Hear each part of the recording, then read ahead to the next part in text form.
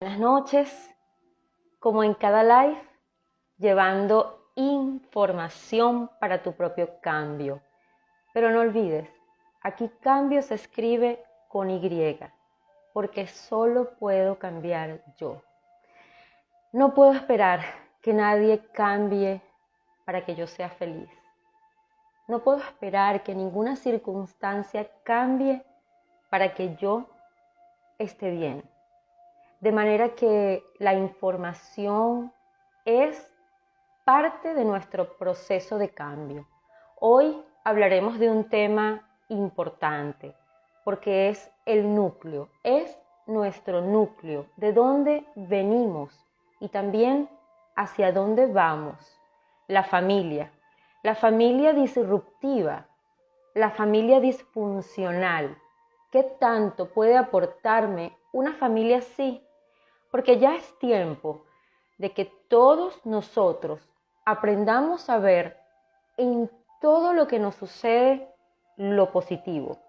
¿Qué puedo recaudar yo? ¿Qué puedo tomar yo de aquello que me está pasando? Para ello vamos a invitar a la doctora Tibisay Oliveros. Su especialidad, familia y sexo. Así que hoy vamos a hablar de familia. Ya la vamos a buscar para invitarla. Y pues esperando que se conecte para que tengamos una excelente hora de aprendizaje con esta especial mujer. Aquí viene, bien, ¿cómo estás? Hola, Reina, gracias por la invitación. Bueno, esperemos que esta noche el internet nos ayude, aunque está lloviendo, ya empezó a llover acá. Sí. No sé si donde tú vives, pero bueno, esperemos que el internet sea favorable esta noche. Así es. Bueno, gracias, Tibisay. Le decía a todas las personas que ya se habían conectado que cada live que yo hago siempre es para llevar información de cambio, pero cambio aquí se escribe con Y, porque solo puedo cambiar yo. Todo nace en mí, todo parte de mí. Y hoy vamos a hablar del tema, bueno, que a todos nos toca, que es la familia, que además es tu tema. Debo decirte, Tibisay, que tu libro me tiene cautivada.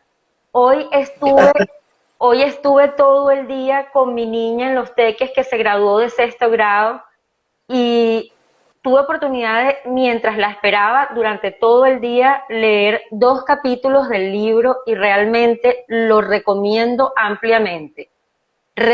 Muchísimas gracias. Requerimos formarnos, así no seamos psicólogos, psicoterapeutas, no importa. Requerimos formarnos, requerimos aprender, porque en la familia es donde nace todo. Eso es correcto. Sí, ese libro, Reina, lo hice yo con la inspiración especialmente de mis pacientes, que para ese momento yo atendía en mi consulta, ¿ok? Y fueron pues mis mayores inspiradores. Y yo decía, más allá de todo lo que yo les pueda aportar en la terapia, qué importante es dejar escrito o plasmado para las familias del futuro todo pues aquello que podemos facilitarles para apoyarlos, acompañarlos en este proceso. Y bueno, de ahí pues surge la idea de 3 libros. Ese es mi 3er libro. Y es parte, todo lo que logran ver en ese libro es parte de esta experiencia como terapeuta familiar que me ha tocado vivir con diferentes grupos familiares, con diferentes grupos étnicos, con diferentes culturas, ¿ok? Pero que me llenó de mucha satisfacción el poder, pues, plasmar mi idea como orientadora familiar, como madre, también, en todo, pues, lo que lleva y a lo que conlleva, pues, la lectura de mi libro. Te agradezco muchísimo, Reina, lo que estás haciendo además de leer el libro, recomendarlo, porque de verdad que vale la pena. Ya en físico no lo tengo, quiero tenerlo en algún momento, pero bueno, el que lo quiera, el que lo necesite, solamente es ponerse en contacto conmigo, pues, y un poco adentrarse, pues, en todas esas informaciones. Es así. Fíjate, Tibisay, yo quería abrir esto hoy con un pensamiento de Tales de Mileto.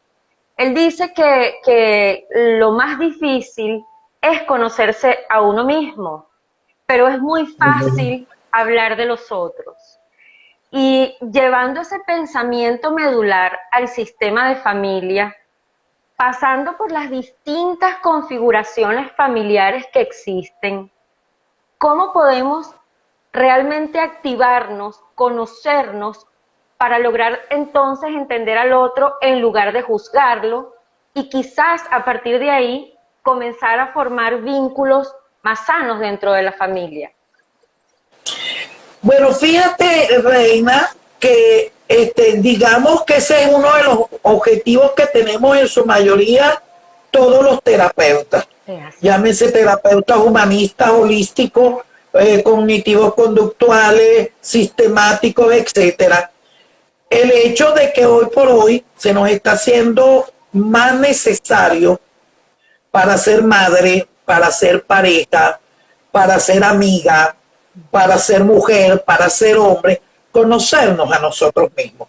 Porque muchas veces nosotros vivimos de los códigos socioculturales, el deber ser, lo que debes hacer, lo que debes cumplir, lo que debes respetar, pero nosotros no nos conocemos y criticamos al otro, criticamos a nuestros hijos, criticamos nuestras parejas, criticamos nuestro mundo, y cuando ese mundo en algún momento nos solicita vernos a nosotros mismos, hacer introspección, nos asustamos. Porque nos encontramos con una persona que es totalmente desconocida. O sea, que es una persona que siempre ha funcionado de aquí hacia afuera. Pero de aquí hacia adentro son muy pocas las veces que nos ocupamos, okay, nos preocupamos, pero no nos ocupamos de conocernos. Y cuando no nos conocemos, realmente el mensaje que enviamos es chucuto, no es un mensaje real, no es un mensaje objetivo, porque no te sale de adentro, no te sale del corazón, no te sale de los sentimientos. Y todo aquello que tú haces por un código de vida, por una normativa de vida que no nace desde adentro de ti, a la final no va a ser leal, no va a ser funcional, va a ser totalmente inadecuado, y es un poco lo que está sucediendo en las familias nuestras, que lo que hacemos es deberes para con nuestros hijos, para con nuestra pareja, para nuestra convivencia, y nosotros nos desconocemos como seres humanos, como personas. Y cuando ese desconocimiento se hace evidente, caemos en conflicto. Esos conflictos que muchas veces ni tú, ni yo, ni muchas personas podemos ayudar, porque la persona no se conoce. Y es el primer tratamiento que le debemos enviar. Conócete, quiérete, admírate, vívete, disfrútate, para poder esto enviárselo al contexto familiar, al contexto social que te rodea. Porque de lo contrario lo que estás es enviando mensajes vicarios que a la final no son auténticos, no son de adentro de ti. Y yo creo que ahí comienzan las disfuncionalidades que muchas veces se tienen en familia, se tienen en pareja, se tienen en la sexualidad, Reina, y es porque actuamos como unos robots. ¿Ok? En función de eso, de esa cultura, de esa sociedad que nos conlleva a hacer las cosas de tal y tal manera. ¿Okay? Exactamente. Fíjate, y ahora que hablamos de esa conocernos, ¿por qué no nos cuentas un poco qué son los distintos tipos de familias? Es decir, cómo están configuradas las familias, también un poco para que las personas entiendan que no es nada más mamá, papá e hijos, es decir, hay distintos tipos de familias, y parte de conocernos y aceptarnos también pasa por conocer las distintas configuraciones y aceptarlas, ¿no? Por supuesto, por lo menos respetarla. Por aquí tenemos un saludo del doctor a las 2. Así es, saludos doctor, gracias por estar. Bueno, fíjate, creo que fue uno de los argumentos de la semana pasada frustrante que tuvimos cuando hablábamos de los diferentes tipos de familia, ¿no? Nosotros siempre hemos crecido con el código de información de que las familias son de tres tipos. La familia monogámica, que es la familia más conocida, la familia común, que es la constituida por papá, mamá e hijos.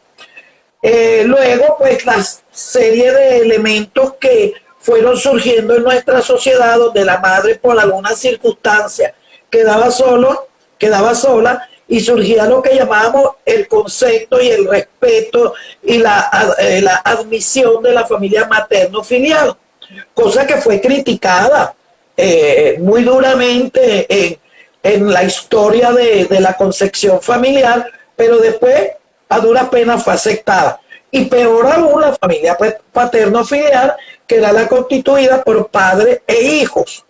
Entonces, aquel hombre que muchas veces por alguna circunstancia se quedaba solo con sus hijos y mantenía la dinámica, el equilibrio de autoridad, afecto, todos los componentes importantes en un grupo familiar, él los podía llevar de una manera adecuada y se constituía una familia paterno-filial.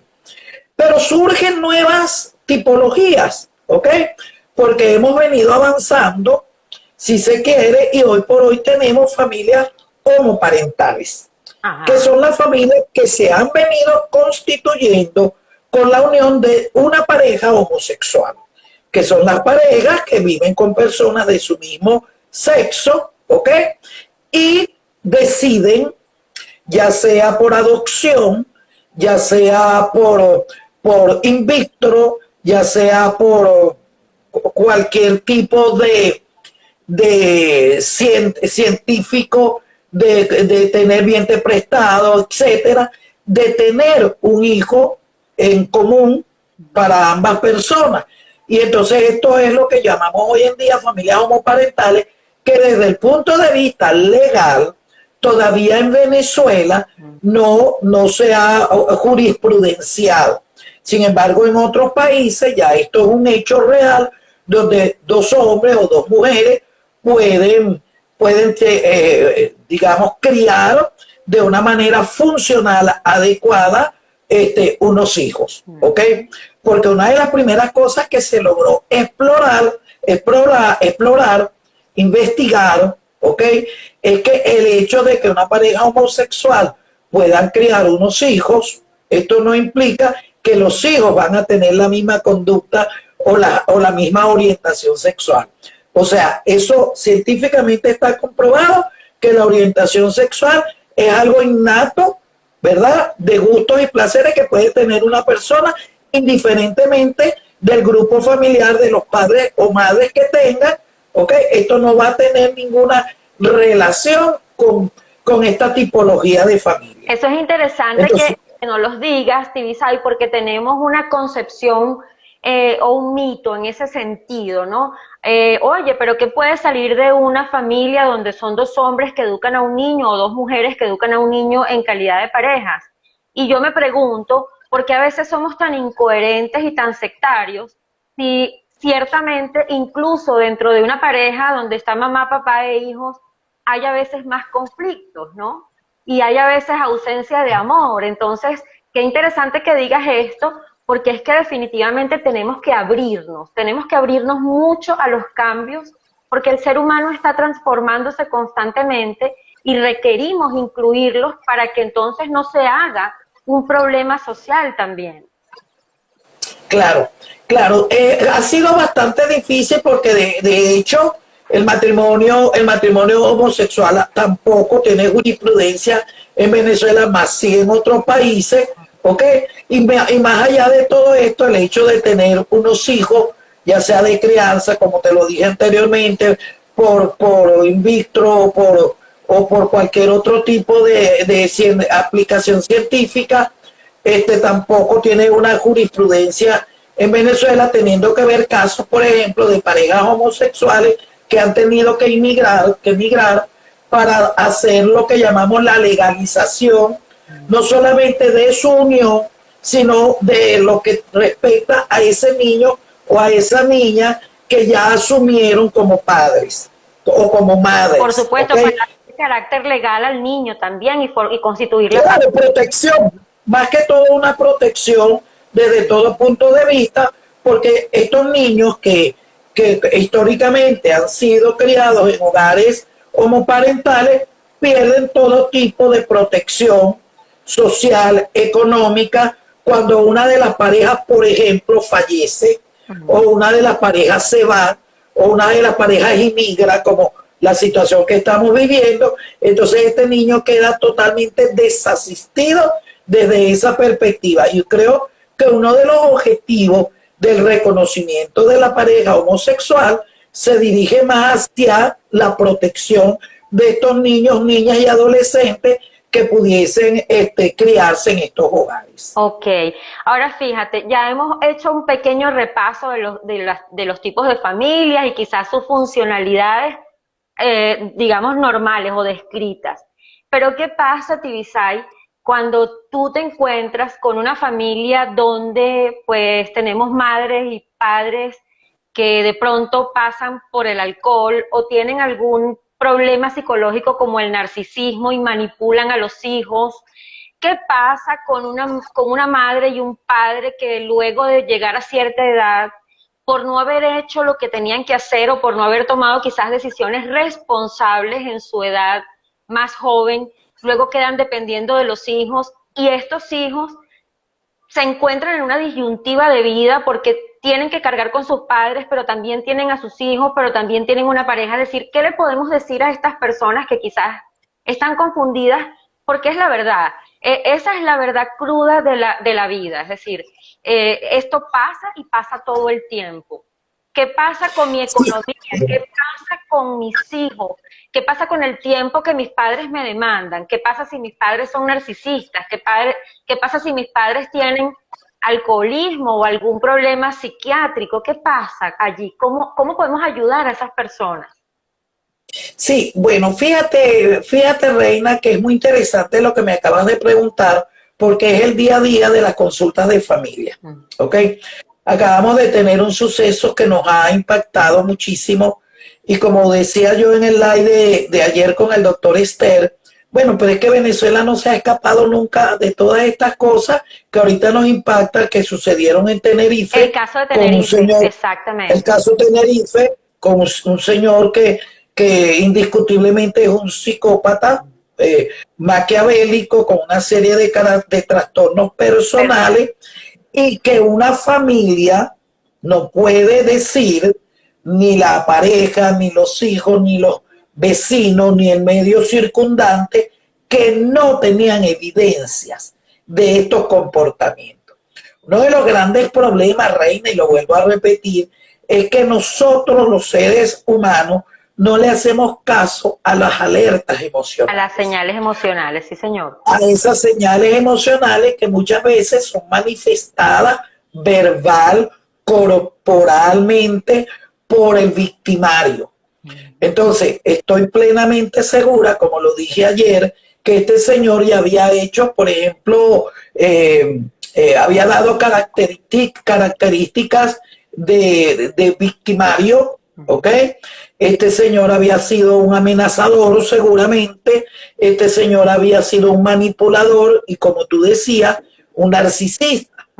Entonces, cuando en la pareja se observa ciertas y determinadas alertas, de ciertas determinadas señales que nos indican, por mucho amor que podamos tener, que nuestra pareja tiene un comportamiento que de alguna manera me puede impactar, me puede hacer sentir mal, tenemos que ponernos en lo que llamamos en una situación de prevención como principio, ¿ok?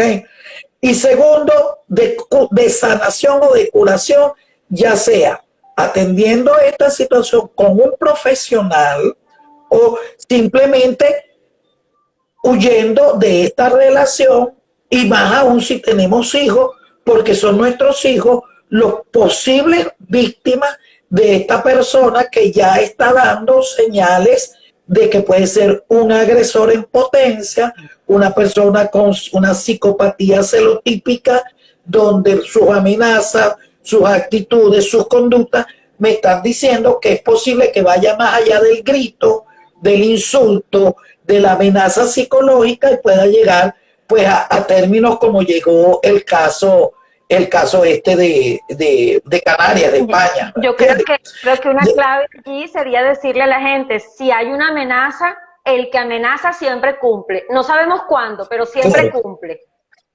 Igual como el suicida. Exacto. Igual como el suicida. Nosotros muchas veces no le hacemos caso al suicida cuando dice me voy a matar, me quiero morir, la vida no vale nada, y siempre creemos que es una forma de llamar la atención, que es una amenaza, que es una manera de manipular, y la experiencia nos ha dicho que el que amenaza con quitarse la vida, el 90% de las personas que lo amenazan lo cumplen. Lo hacen. Es así. Entonces, igualmente, el que amenaza con quitar hijos, con matar, con golpear, con secuestrar, porque por ahí comienza todo. Si tú me dejas, yo te quito los muchachos. Y lo decía la doctora en Derecho anoche. Ese tipo de contenido, ya eso es violencia. Claro, el contenido verbal ya es violento, es decir, ya ahí tienes que estar atento.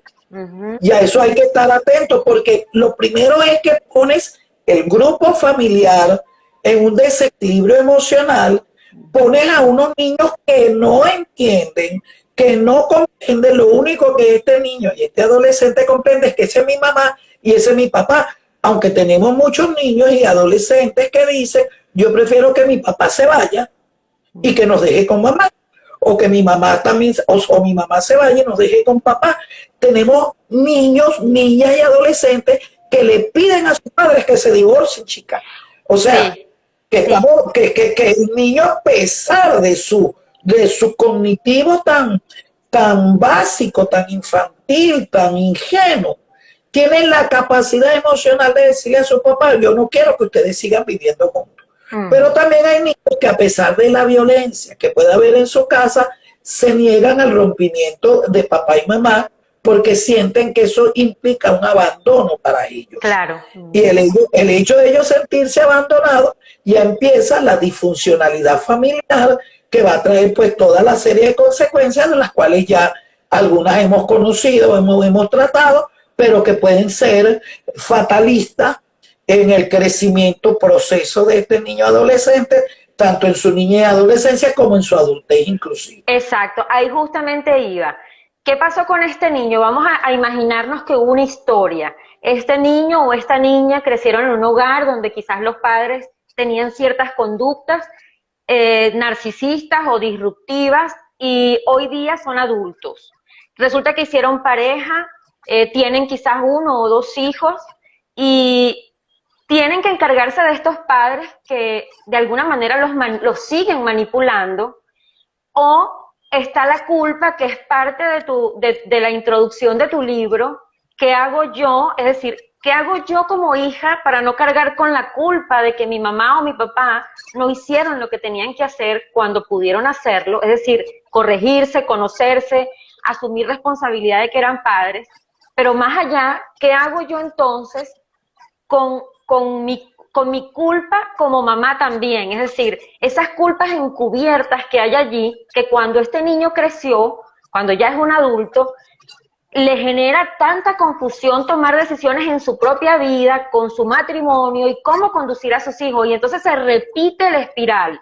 Es decir, ves a esa misma mujer que era la niña maltratada o que era la niña abandonada, tratando a los hijos desde el mismo lugar y no se da cuenta, es decir, no asimila que lo está haciendo igual, quizás con algunos aspectos distintos, pero en el fondo lo está haciendo igual. ¿Qué puede hacer esa persona si me está escuchando? Es decir, si alguien nos está escuchando y está viviendo eso, ¿qué puede hacer con esos padres?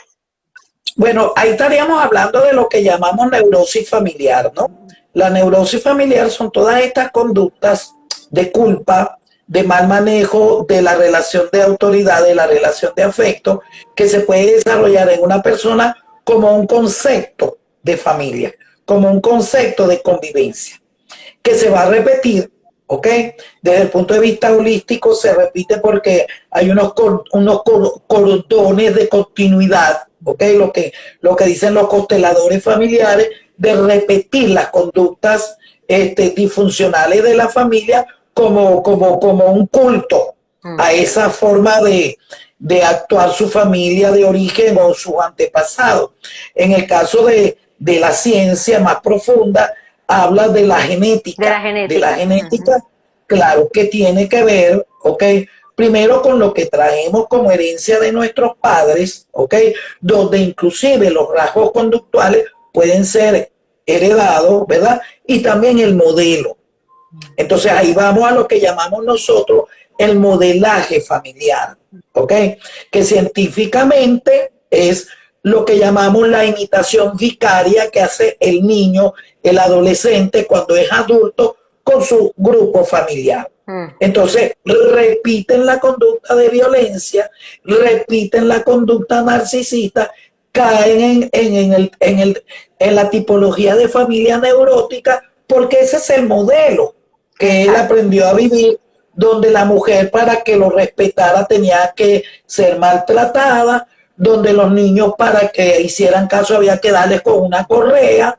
Entonces se van repitiendo patrones que desde el punto de vista cognitivo, conductual, es el aprendizaje que tiene esta persona, y que no lo rompe porque considera que es el aprendizaje más eficaz, y se sigue manejando por familia en familia estas conductas que pasan a ser conductas de familia con patologías neuróticas o con fisiologías neuróticas. ¿Qué pueden hacer esas personas que ya de facto pueden estar identificando, oye, yo como que estoy en un núcleo neurótico, y como se viene repitiendo una y otra vez, lo estoy asumiendo como normal, pero parece que no es normal? Es decir, ¿qué puede hacer esa persona? ¿Cuál es la herramienta que esa persona puede tener para tomar decisiones oportunas? Más que correcta, oportuna. Fíjate. Generalmente la persona que ha asumido eso como un estilo de vida, es muy difícil que pueda darse cuenta, a menos que el otro o la otra, en este caso la pareja, le pueda hacer el señalamiento oportuno, como dices tú, y buscar la ayuda especializada para esta situación. Generalmente los pacientes que asisten a la consulta con disfunciones neuróticas en lo que llamamos el desarrollo familiar o el desarrollo de pareja, familias tóxicas, familias disfuncionales, es porque uno de los miembros está sano. Uno de los miembros está sano y tiene la capacidad de conllevar al otro de una manera afectiva, de una manera cognitiva, conductual, a buscar ayuda. Y a que esa ayuda sea lo que los acompañe en el tratamiento, ¿ok? Pero, ¿qué suele suceder y qué es lo más preocupante, Reina? Que generalmente cuando un miembro de la pareja tiene un trastorno de personalidad, en este caso es neurótico, narcisista, es depresivo, si la pareja que está sana no interviene, no ayuda, no apoya, no acompaña en el proceso de sanación, se va a convertir también en una enferma, en una persona con trastorno. Y entonces, a su vez, van a trastornar los hijos. Entonces, ahí tenemos una familia totalmente insana, disfuncional, porque empezó por uno y fue continuando en todo el grupo familiar la conducta del grito, del golpe, del maltrato, de la descalificación, de todos estos aspectos, que los va convirtiendo a cada uno de ellos, ¿entiendes?, en un elemento tóxico para el grupo familiar. Cuando estos hijos se desprenden del núcleo familiar, van a la conformación de una familia tóxica también, si esa compañera o ese compañero no se pone en alerta y dice, espérate, esto no va conmigo, esto no es sano, esto no me gusta, y vamos a tomar riendas, medidas en esta situación. Pero ¿qué suele suceder? Que la mujer con miedos la mujer que viene de hogares tóxicos y se consigue una relación de pareja donde medianamente recibe protección y afecto, distrae, distrae esa conducta y se queda inmersa en esas conductas que también van a ser tóxicas, quizás con otro estilo, ¿ok? Pero también es tóxica. Ok, y fíjate, Tibisa, yo estoy aquí haciendo, digamos, un mapa mental para poder ayudar lo más que puedo a las personas que se conectan. La vez pasada, cuando se nos cortó el live, también hablábamos de lo que es la verticalidad del respeto en las familias. Y eso es algo que me encantaría que lo hablaras y que nos los explicaras, porque siento que también, más allá de si hay una familia neurótica o no, que se ve muy a diario, y más allá de que la mujer o el hombre no se dejen conducir por la pareja para buscar la salud de la familia, hay otro elemento, el elemento que hoy se ha confundido terriblemente, que es el respeto de los hijos a los padres. Es decir, se perdió el concepto de jerarquía. Y la jerarquía, la jerarquía para mí no es el grito, la jerarquía es, ya va, quiénes están primero, quiénes tienen la experiencia y qué es lo que las personas que tienen experiencia, en este caso mis padres, yo debo atender, es decir, ¿qué pasa ahí también? Claro, mira, toda familia debe tener una organización, ¿ok? Toda empresa debe tener una organización. La familia es una empresa, ¿ok? O sea, es una organización social y que para su buen funcionamiento debe saber quiénes son los que encabezan esa organización, ¿verdad? Y los que van en manera vertical cumpliendo roles dentro de esa empresa, ¿ok? Esto nos conlleva a que esta organización familiar, los patrones por biología, por condición legal, por condición social, los patrones de esa empresa por innatos son los padres. ¿Ok? Entonces, esta jerarquía comienza por los padres en esta organización, los cuales es muy importante también tener en cuenta que papá y mamá van en línea horizontal. ¿Ok? ¿Qué significa? Que igual que papá, igual mamá, tienen los mismos deberes y los mismos derechos.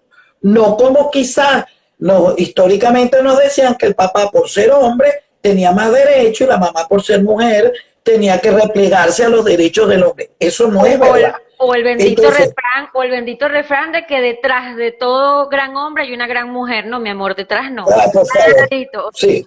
Por favor. Al ladito. Ajá. Al ladito. Entonces, en esta empresa familiar, ¿okay? En la organización, lo primero que estamos en línea vertical son los padres, pero que ellos a su vez están en línea horizontal. ¿Ok? Lo segundo que debe seguir en esta empresa, que es la familia, es lo que llamamos la reunión familiar.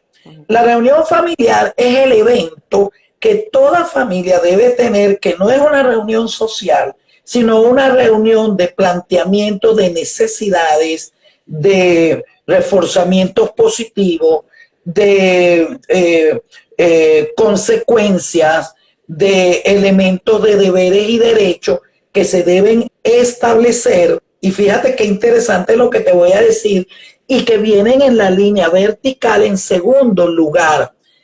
Y en el grupo de esta reunión familiar, todos están horizontales. En la misma, claro. En la misma línea horizontal. ¿Qué significa? Que una reunión familiar funcional, adecuada, puede estar dirigida por un hijo, por la mamá, por el papá, ¿ok? O por una persona que esté conviviendo en el mismo hogar. Fíjate, porque para la reunión familiar sí hay horizontalidad. Se recomienda que las primeras reuniones sean organizadas por la primera línea vertical o horizontal, que son los padres, pero posteriormente pueden ser solicitadas por cualquier miembro de la familia, porque en la reunión nos vamos a mantener de manera horizontal. En el tercer lugar, en la línea vertical, tenemos a los hijos. Y ahí entra también otro error que se ha cometido durante muchísimo tiempo. Los hijos todos están en línea horizontal. ¿A qué hemos jugado con lo de los hijos? El hijo mayor manda, el hijo menor no manda. El hijo mayor dirige, el hijo menor hace caso. No, señor. Todos los hijos están en línea horizontal. ¿Qué puedo yo aprender como hija menor de mi hermano mayor? Algunas experiencias que me van a servir para mi maduración, para mi crecimiento, pero no con autoridad. Exactamente. Entonces, si entre los hermanos no hay líneas jerárquicas, es decir, ahí no hay líneas jerárquicas. Ahí lo que hay es una cofradía en todo caso, pero jerarquías. Exactamente. Y en el cuarto lugar tenemos los adherentes, que también es algo importante, Reina, porque los adherentes puede ser cualquier persona con vínculos consanguíneos, con vínculos afectivos o con cualquier otro vínculo que puede estar dentro de nuestro hogar, ¿ok? Pero que no tiene jerarquía. No tiene jerarquía. Entonces, suele suceder que cuando nosotros vivimos con nuestra mamá o nuestra mamá vive con nosotros, que es la abuelita de los niños, de alguna manera rompe esta línea vertical y después nosotros no hallamos cómo volver a ocupar nuestra línea vertical porque la abuela brincó todos estos eslabones, llegó al primer lugar y es la que está decidiendo la vida de los hijos y ahí entra la disfuncionalidad de la familia cuando es la abuela, la madrina, el padrino, la persona que vive ahí en la casa asume el primer lugar que le corresponde a los padres, ya sea porque los padres están trabajando, están en la calle, están fuera del país. Esta persona puede pasar a la línea vertical de número 1, pero inmediatamente que llega el número 1, que es papá o mamá, vuelve a su lugar. Llámese hijo, llámese adherente. Es el deber, claro, es el deber ser, pero no se cumple, porque tú y yo sabemos que las abuelas, sobre todo en nuestra cultura, mandan en la casa del matrimonio, es decir, del hijo o la hija, pero mandan, es decir, critican, por ejemplo, pongamos el caso, una hija se casó y llevó a su mamá a vivir con ella. Entonces empieza la señora, oye, pero es que ese muchacho llega tarde. Oye, pero es que tú, ¿por qué le estás sirviendo la comida si llega tarde? Que se la sirva a él. Oye, pero es que yo no te crié a ti para que fueras cachifa. Y ahí empieza la disfuncionalidad. ¿Qué hace una persona en ese caso? ¿Qué hace esa hija, por ejemplo? ¿Cómo hablarle a esa mamá sin herirla, pero que entienda que tiene un lugar que no es el que ella cree que tiene? Bueno, Reina, lamentablemente muchas veces cuando somos asertivos en el respeto a nuestros deberes y derechos, alguno va a salir lesionado, alguno va a salir herido. Ojalá no fuera así y tuviéramos la máxima compasión y comprensión en el entendimiento del lugar que debo ocupar en mi vida, en mi trabajo, en mi casa, en la casa de mis hijos. Pero no todo el mundo tiene esa cultura, ese conocimiento y muchas veces a golpe y porrazo lo tiene que aprender. Y ahí es donde entramos en la teoría conductual. Entonces, tratar de hacerle saber a mamá que no es funcional el que ella intervenga, usurpe el lugar que no le corresponde, quizás con palabras muy afectivas, muy bonitas, muy llenas de amor, muy llenas de afecto. Y si lamentablemente no lo entiende, y yo hago mi balanza, ¿qué prefiero? ¿Mi mamá feliz o mi hogar funcional? Estoy segura que mi balanza va a estar en el hogar funcional más que mi mamá feliz. Entonces muchas veces tenemos que lograr nuestros objetivos a costa del malestar de otro. Entonces si tú quieres una familia funcional, una familia adecuada, muchas veces tienes que lesionar emocionalmente o cognitivamente a otra persona que se ha tomado quizás derechos que no le corresponden y que si los tuvo en un momento determinado, tiene que cederlo en el momento del que el que le corresponde el derecho llegó, porque es lo que es un suplente. El abuelo es un suplente, la abuela es una suplente. La mujer de servicio es una suplente. La niñera es una suplente. Que no pueden quedarse conectados, arraigados en un lugar que no les compete, que no les corresponde. ¿Entiendes? Porque inclusive después ellos también se quejan de haberse cargado de una responsabilidad que no les correspondía. Que muchas veces nosotros ignoramos o nos hacemos los locos y le dejamos estas cargas a los abuelos, cuando ya los abuelos están para otra cosa. Momentáneamente pueden tenderle la mano a sus hijos, pero no asumir un rol que no les corresponde. ¿Entiendes? Excelente, Tibisay, de verdad que me encantó que tocaras ese punto de tenemos a veces que herir susceptibilidades de otros, porque yo creo que justamente allí es donde está la herramienta fundamental de qué hacer con mi familia disruptiva. Primero, debo tomar decisiones. Segundo, esa decisión seguramente va a pasar porque alguien va a salir lastimado. Tercero, si alguien va a salir lastimado, pues que no sea mi familia, que no sea mi pareja, que no sean mis hijos. Porque también es importante ya empezar a madurar la sociedad. ¿En qué sentido? En el sentido de que nosotros como padres debemos hacernos cargo de nuestra vida y tenemos que procurar en la medida de lo posible no cargar a nuestros hijos el día de mañana de nuestras cargas económicas, de nuestra vida en general, porque realmente eso no contribuye al avance. Es decir, nos deja como que todo el tiempo en una espiral descendente. Es como que cada familia repite, carga la hija con la madre o el padre o con la madre nada más. Hoy, sin ir muy lejos, una representante del colegio me decía, es que mi abuelita quiere estar sola en su casa y yo me la traigo porque no quiero que esté sola. Yo le digo, ¿pero por qué? Tú tienes que darle dignidad a esa mujer. Tienes que dignificarle su vida. Tú no eres su mamá, tú eres su nieta. ¿Sabes? Yo creo que estamos... Tú hablabas hace 2 o 3 noches, creo que el lunes en la noche también, de los roles, ¿no? Hablabas básicamente del rol de mujer y hombre, pero yo decía, ¿y qué pasa cuando nosotros, como hijos, queremos ser los padres de nuestros padres? O peor aún, los padres de nuestros abuelos. Ahí también hay disfuncionalidad, ¿cierto? Claro, hay una inversión de roles que es muy dañina, que es muy lesionante. Y tú lo ves lamentablemente, Reina, cada instante en aquellos hogares donde se llevan a la mamá porque está viejita, porque está enferma, porque el hijo teme de dejarla sola. Entonces esta mamá pasa a ser, ¿verdad? Desde ese punto de vista jerárquico que estamos hablando, pasa a ser una persona que ocupa un cuarto lugar, ¿ok? Y que cuando intenta ocupar el primer lugar se siente maltratada. Esa lesión emocional hace que esa familia se convierta en una familia tóxica porque empiezan los sentimientos de culpa. Y dijiste algo muy interesante, no dejamos a nuestros ancianos vivir su tercera edad, su ancianidad con dignidad. Cuando el hijo, de una vez que la mamá tiene cierta determinada edad, asume que la mamá ya no puede estar sola, le está coartando su dignidad, su derecho a vivir como ella quiere sus últimos tiempos, su derecho a que ella elija cómo vivir. ¿Qué debe hacer el hijo? Porque fue una de las preguntas muy interesantes que me hiciste. ¿Qué debe hacer el hijo? Supervisar, estar pendiente, buscar la mejor alternativa de estar cercano a la mamá, ¿ok?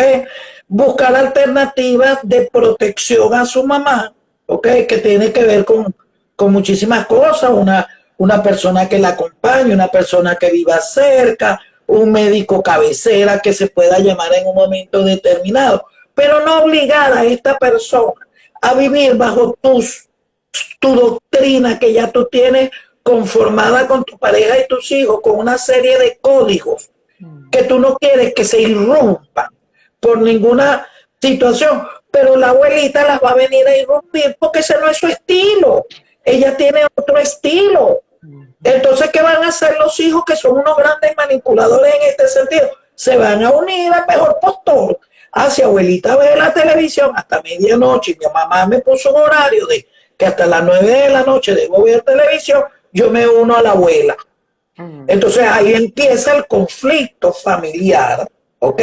Que es el rompimiento de roles que han conformado las normas, los deberes y derechos con esta nueva persona adherente, ¿ok? Que ha llegado a la vida por aquello del sentimiento de culpa, de no dejarla sola, de que ya no puede por sí misma. Mira, Reina, mi mamá se murió de 95 años, ya para 96, valiéndose por sí misma. Y hoy me recordaba yo que mamá dejó de pararse de la cama el día que se murió.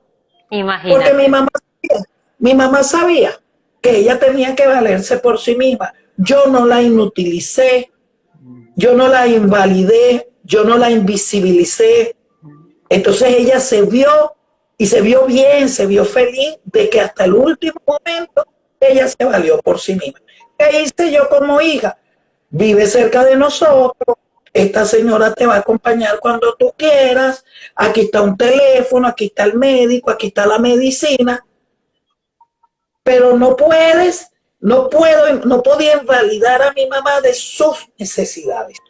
Es que eso que dices, perdón que te interrumpí, pero es que tengo aquí en mi mente algo importante, que es que creemos que los derechos humanos son solamente eso que vemos por la televisión cuando algún gobierno se lleva a alguien preso, o los derechos humanos son solo cuando, no sé, cuando hay una violación y entonces esa mujer tiene derechos humanos. No, los derechos humanos también están dentro de nuestra casa.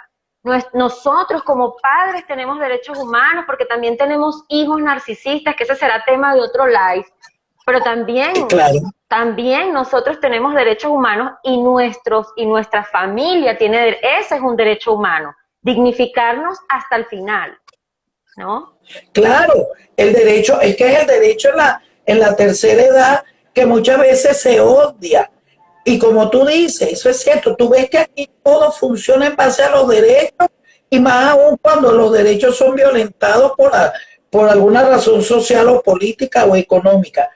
Pero aquí hay unos derechos que ni se ven, pareciera que estuvieran en letras pequeñas, que es el derecho a una ancianidad feliz. Exactamente. ¿Entiendes? Entonces se convierte en un compromiso de los hijos, se convierte en una situación disruptiva en la pareja, porque lamentablemente, Reina, hemos visto con mucha preocupación parejas que se llevan a su mamá, a su papá, a vivir con ellos porque ya creen que no pueden ellos valerse por sí mismos.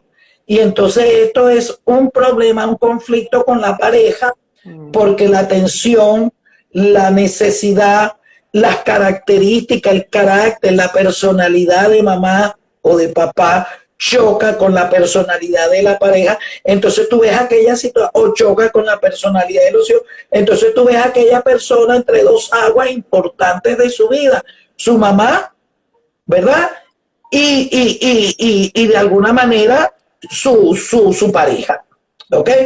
Entonces, esas son cosas que hay que considerar.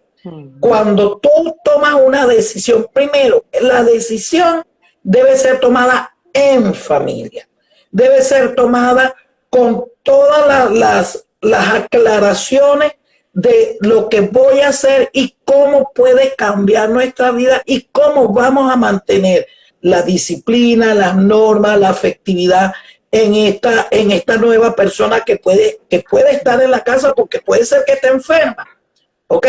Y no dejar que eso al libre albedrío se vaya conformando en una relación que va a terminar siendo tóxica, donde este señor, en lugar de conseguir paz y tranquilidad al lado de su hija, se siente acorralado, se siente invisibilizado, se siente inclusive perturbador, porque de alguna manera la actitud de la familia con la abuelita, con la mamá, da señales de que esta presencia no es grata en la familia porque han habido cambios no esperados en ese grupo familiar. Este tema, Tibisay, pica y se extiende, porque en Así. este momento que tú estás hablando se me ocurren muchas cosas, pero nos quedan como unos 10 minutos. Yo quisiera que hablaras también un poco de la mamá que se quedó sola por las razones que sea, bien sea porque se quedó viuda, bien sea porque se divorció y quedó a cargo de sus hijos, porque también es importante decir que no siempre los hijos están bien con la madre, pero es a lo que nos han acostumbrado. A veces también es importante abrirnos y pensar que de pronto estarían mejor con el padre, pero ¿qué pasa con la mamá que se quedó, por ejemplo, con 2 hijos varones y echó para adelante con los hijos varones y le forma zaparoco a los hijos varones y les hace a los hijos, y que sé de estos casos, y llama y le dice al hijo, y tú no vas a llegar tarde a la casa, y el hijo tiene 25 años. Y me tienes que llamar por teléfono lo que vas a hacer. Y entonces el hijo tenía que llamar a la madre y decirle, mira mamá, me voy a quedar esta noche con mi novia. Eh, eso, eso es definitivamente disruptivo y castrador incluso sexualmente para el hombre, ¿verdad? Tiene unas implicaciones importantes.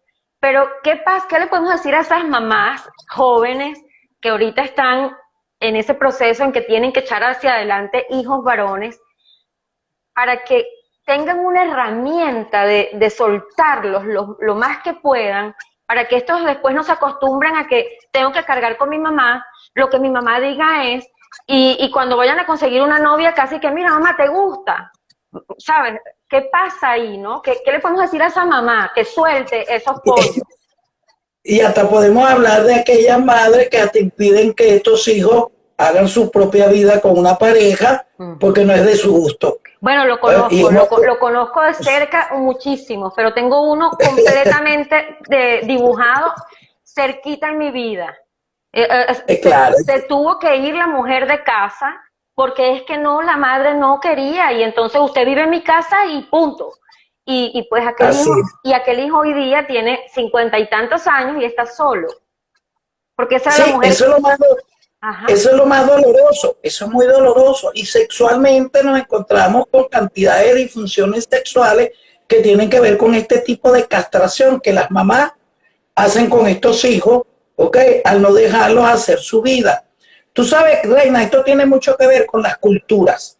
Si hay algo que yo envidio de manera positiva de otros países, como por ejemplo los europeos y los mismos americanos, es el hecho de que ellos están bien claros que cuando los hijos ya tienen 16, 17, 18 años, son palomitas que van a empezar a volar solas, ¿ok? Y se preparan, estos padres se preparan después que los hijos tienen 16, 17 años a dejarlos volar, ¿ok? Entonces tú, incluso te lo digo porque tengo un hermano que es relativamente canadiense, y cuando la hija cumplió 17 años me dijo, ya le estoy buscando la vivienda más económica, más cómoda para ella, que pueda estar cerca de nosotros, porque en cualquier momento, por cultura, ella se va. Sola, con el novio, con las amigas, pero se va, porque ya eso es la formación cultural que ellos tienen.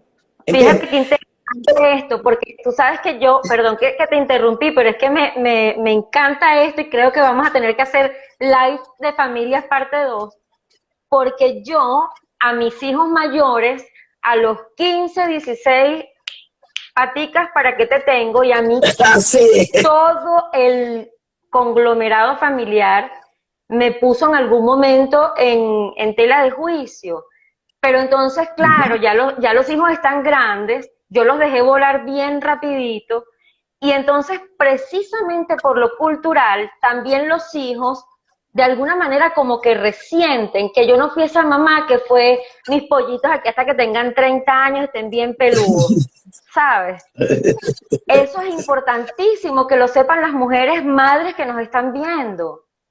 Claro, claro, y fíjate, Reina, que es tan grave que pudiésemos hablar hasta de disfunciones sexuales que puede presentar un adulto o una adulta producto pues de una madre castradora, de una madre dominante, de una madre autócrata, que de alguna manera le sigue manejando las emociones, aún después que se van de la casa, siguen dominando a ese hijo y siguen dominando a esa hija hasta que llega el momento o en que esta persona se divorcia, se separa, termina odiando a la pareja porque la mamá siempre le indujo ese malestar contra esta persona. Entonces, fíjate, esto tiene que ver mucho con la cultura. Entonces, ¿qué es lo que sucede? Que nuestra cultura, con unos códigos que por cierto yo no los conozco, nos hace creer pensamientos irracionales que los hijos deben estar con nosotros hasta que ellos decidan irse. Entonces seguimos nosotras conectadas a ese hijo en todos los sentidos. Y ese hijo sigue conectado a nosotros muchas veces hasta por su zona de confort, donde tienen que le lave, le planche, le cocine, ¿ok?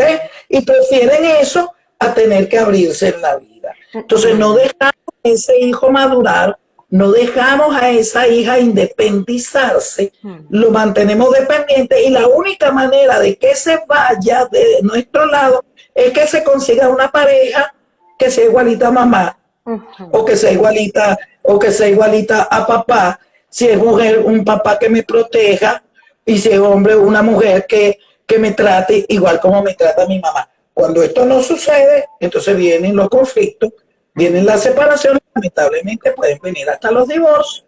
¿Por qué?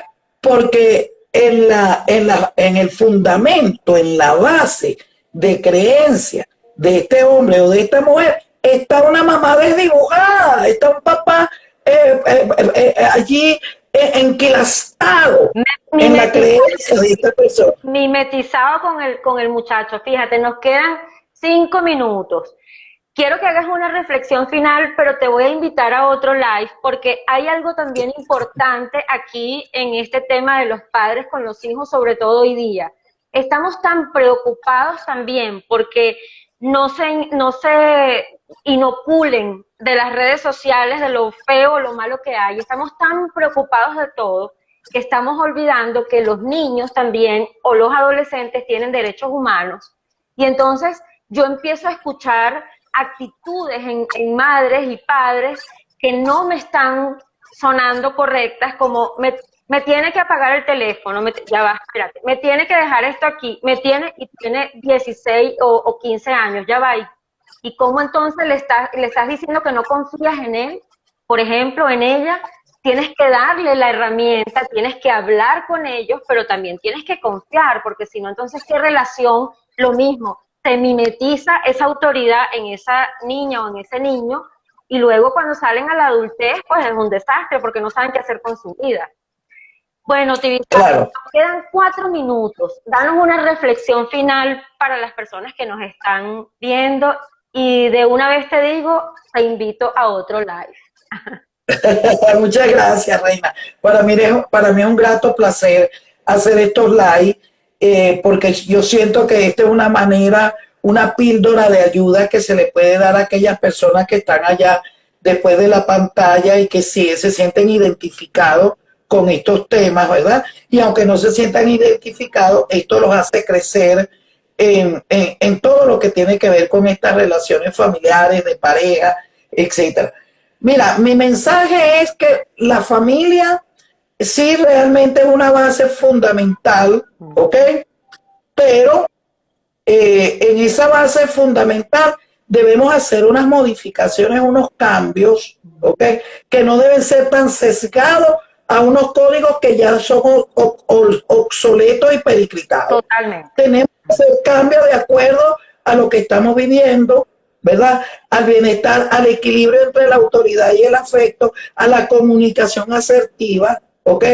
A dejar ir, a no seguir hablando del nido vacío, porque el nido vacío es un deber ser. Exacto. ¿Ok? Es un deber ser, no debe ser un motivo de trastorno psicológico como lo han querido mencionar, ¿verdad? Y manejar herramientas. Si usted no puede manejar las herramientas porque su corazón no se lo permite, sus emociones, sus sentimientos, busque ayuda, porque siempre va a haber una persona que que le va a tender la mano para que usted se sienta tranquilo, para que usted no tenga sentimientos de culpa y para que usted pueda fluir en una relación funcional, adecuada y pueda dejar fluir a sus hijos en relaciones funcionales y adecuadas.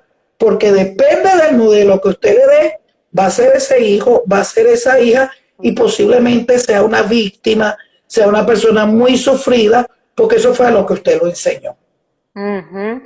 Gracias, tesoro, de verdad, gracias, Tibisay, qué maravilla, es bastante lo que hay que hablar de este tema, pero creo que hoy nos diste un paseo por muchas posiciones intrafamiliares que quizás generan conflicto y generan vacío porque la gente no sabe. Así que gracias y gracias a todos los que estuvieron con nosotros. No hay tiempo para preguntas, es un tema muy extenso, podemos hacer un live de preguntas y respuestas, pero de verdad, gracias, gracias, gracias. Bueno, que la pases bien, feliz noche para todos y gracias por la invitación nuevamente, Reina. Rapidito tu correo para que soliciten tu libro, Tibisay. Ok, pueden ubicarme por mi Instagram, pero mi correo es muy fácil, tibisayolivero@gmail.com. Y con muchísimo gusto les hago llegar el libro en PDF. Les recomiendo ese libro, Todo comienza en la familia, nos debemos instruir. Buenas noches. Hasta luego, pues.